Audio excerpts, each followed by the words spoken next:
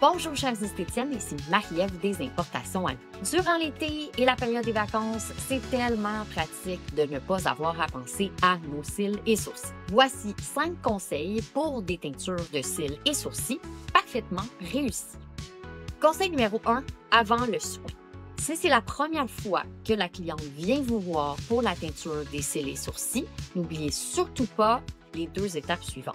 Premièrement, remplir et faire signer le formulaire de consentement. Et deuxièmement, faire le test de tolérance au creux du bras. Ça, c'est la teinture mélangée avec l'oxydant, juste pour vous assurer que les produits soient bien tolérés. Si vous combinez l'épilation à la cire ou à la pince avec le soin de teinture, commencez toujours par la teinture. On fait l'épilation après. Conseil numéro 2, les couleurs pour les cils. Au niveau des cils, le choix se limite généralement au noir profond, ça c'est celui-ci, ou au bleu noir. Ça donne vraiment un bel effet mascara. Pour donner plus de profondeur, d'ailleurs, on peut aussi très bien mélanger les deux ensemble. Donc, vous allez mettre 1 cm de chaque et vous allez voir, le résultat final sera sublime. Conseil numéro 3, les couleurs pour les sourcils.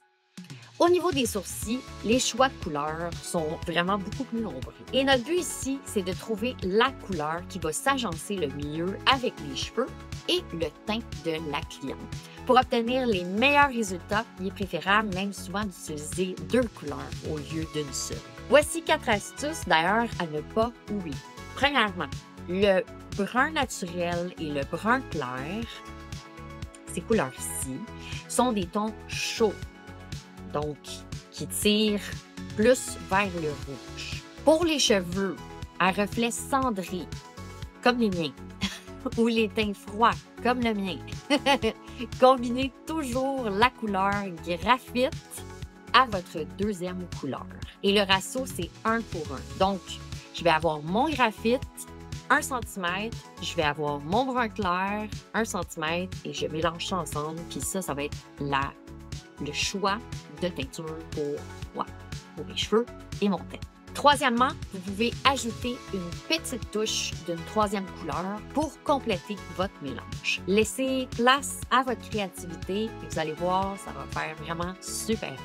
Et quatrièmement, si vous désirez une teinture plus pâle, moins foncée, ça c'est souvent la cliente qui va le demander, laissez-la poser juste moins longtemps que le temps normalement requis. Donc, au lieu de 3 à 5 minutes, on y va plus avec 2-3 minutes pour les gens qui désirent ça. Conseil numéro 4, les sourcils gris ou blancs. Les poils gris et blancs n'ont pas la même structure que les poils réguliers. C'est donc très important de décolorer les sourcils avant de faire la teinture, sinon la teinture ne tiendra pas. Pour la décoloration, on utilise le Blonde Brow avec l'oxydant crème. Il est possible d'éclaircir jusqu'à 3 tons et ça va prendre à peu près 5 à 20 minutes.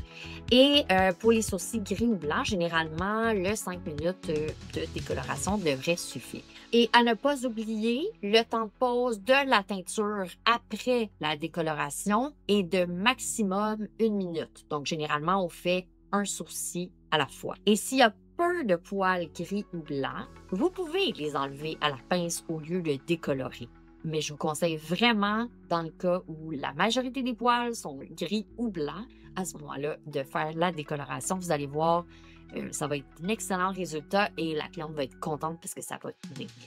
Conseil numéro 5, après le soin. À la fin du soin, on applique le styling gel. En fait, ça, on va appliquer sur les cils et sourcils. C'est un soin qui va offrir une hydratation de longue durée et qui va protéger la teinture grâce au dépanthénol et à sa formule unique de protection de la couleur. Pour une couleur qui reste belle plus longtemps, on suggère d'ailleurs aux clientes l'achat du styling gel pour la maison et on leur rappelle aussi, bien sûr, d'éviter la douche, les baignades, les sports dans les 24 heures qui suivent la teinture. Comme ça, on s'assure que ça va rester bien longtemps. Sur ce, bonne journée et à bientôt!